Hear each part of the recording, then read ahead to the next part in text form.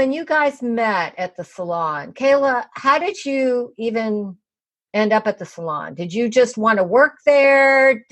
How did this even happen? That job, your first job. Everybody likes to hear about a first job. Let's hear about your first job. Was it my first job? I can't remember. Well, you were 16, so I'm going to assume it was your first. Yep.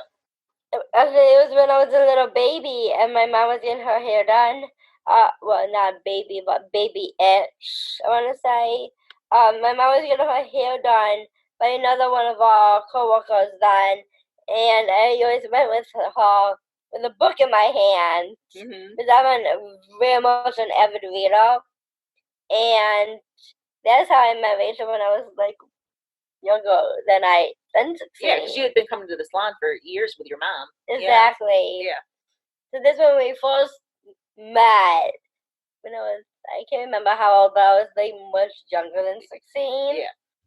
But it was 16 when I got my first position with paparazzi. I think I was feeding Kate questions that asked me at that time because we were both sick. And it turned out well because I started working there after that. Yeah. And then, of course, our boss, Robert, go, okay, so what's going on today? What are we doing today? Right. So I want to make sure I understand this right. You got the job on your own. You just went there and asked. Pretty much. Pretty much. You didn't have to have anybody intervene for you. No. You did not have a job coach. No, it was just me and my mom. My mom was getting her hair done. I asked, can I work here? And then they go, oh, we have to go through, the questions and the hiring process. And it worked itself out. It was perfect. Yeah. Okay. Wow, that's pretty cool. I loved it. And I still, when I go get my hair done, I'm always having a book with me.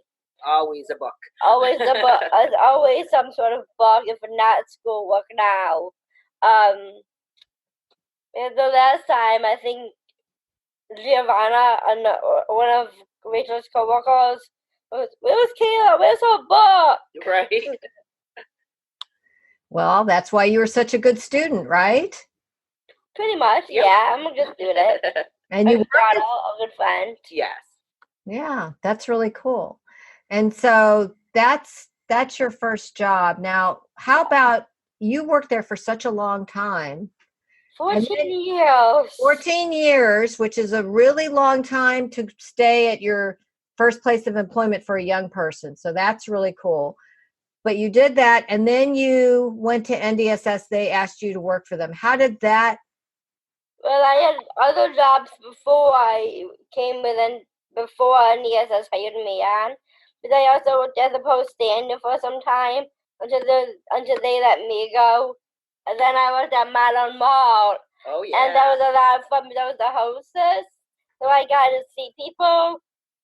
So it was on a Sunday when it was at its busiest. Yes. And I had no idea Rachel was coming in. And she sat at one of my coworkers' tables at that time. And sometimes I was able to food run once in a while. So I'm like, my friend is here. Can I please bring her effects? And they're like, of course. So I was able to serve her, and I think it was your son, or was it just you? I think Aiden was with me. Yeah, and her son Aiden was with her, and I was able to serve them her food. Taking sips of her coffee now and then. Was it coffee that you were taking sips of? No. It was a mimosa. And how old were you, Rachel? How old were you, Kayla? What was it, like 5 years ago? I want to say. Yeah. So you were. Okay. She was of legal drinking age. She was of legal drinking age. When she sipped my mimosa, yes. That's cute. So, okay, so you had, after you left the salon, you had a few other jobs. Correct. But how did NDSS even know about you? How did they know about you? Well, I was a volunteer with NDSS, and with Special Olympics, we have Hill Day. We go up on the hill. You converge on the hill to talk about what's important to us, and talk about employment.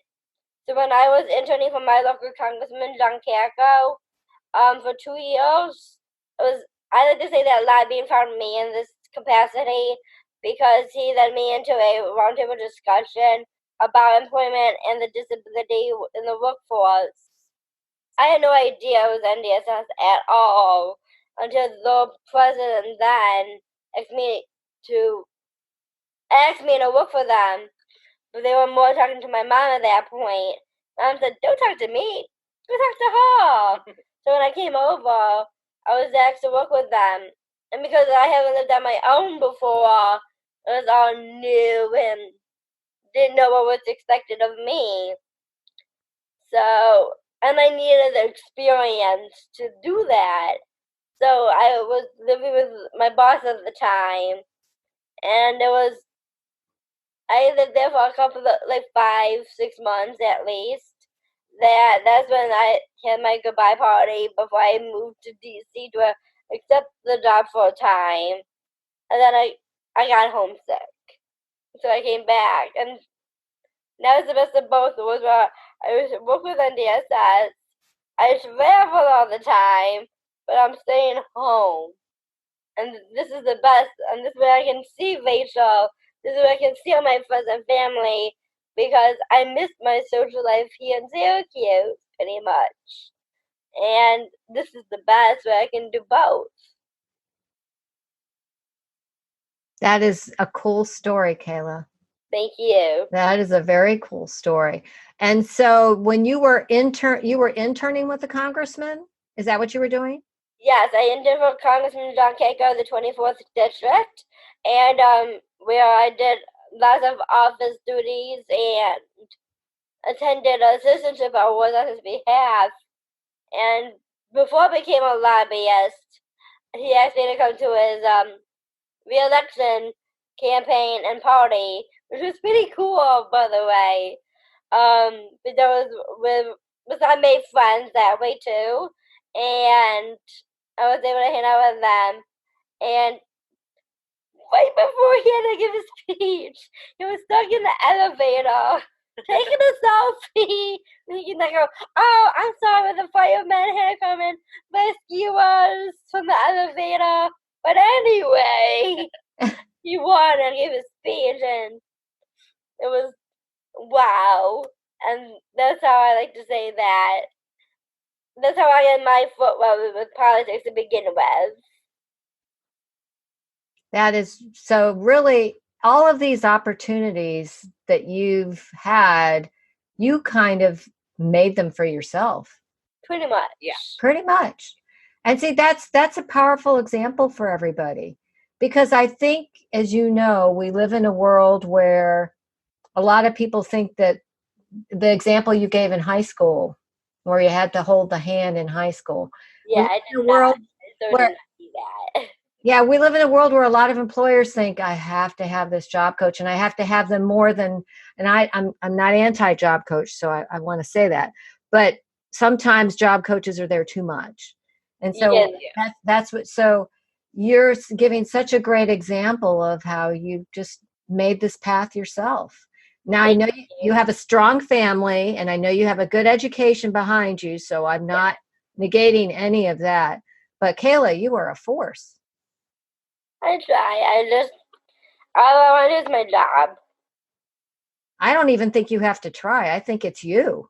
I think it's in you. I think it's your spirit. Like what Lisa says. Yeah, you know what? And I think really your parents never allowed you to use Down syndrome as an excuse.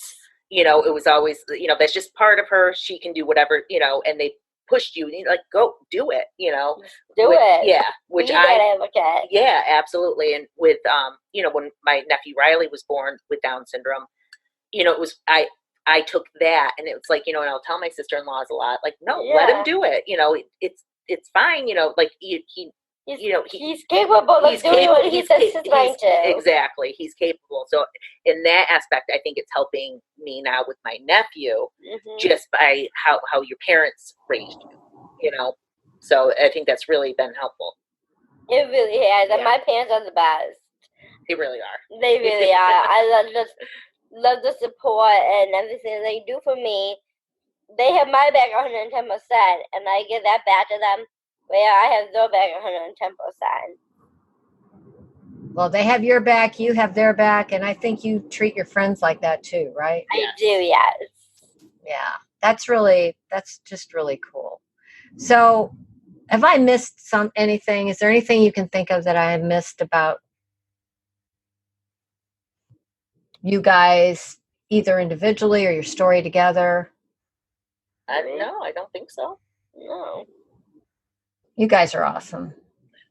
Thank So you. are you. Thank you. You are really, really good. Kayla, you are a professional. And Kayla, you are the only guest that I've had. Now, I have a very short career so far doing this, but I can even think in the near future, you're the only guest who's actually got their own podcast that I've had. And you've had some very, very interesting podcasts. So people, listeners, I want to tell you, if you've missed it, one of the great things about her podcast is they're short. They're about 15 minutes.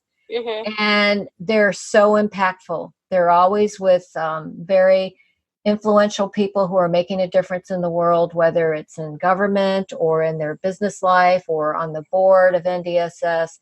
And they're very important. So Kayla, you're just changing the world every single day with your smile, just like Mary Tyler Moore. You're changing the world with your smile. So thank you. Love is a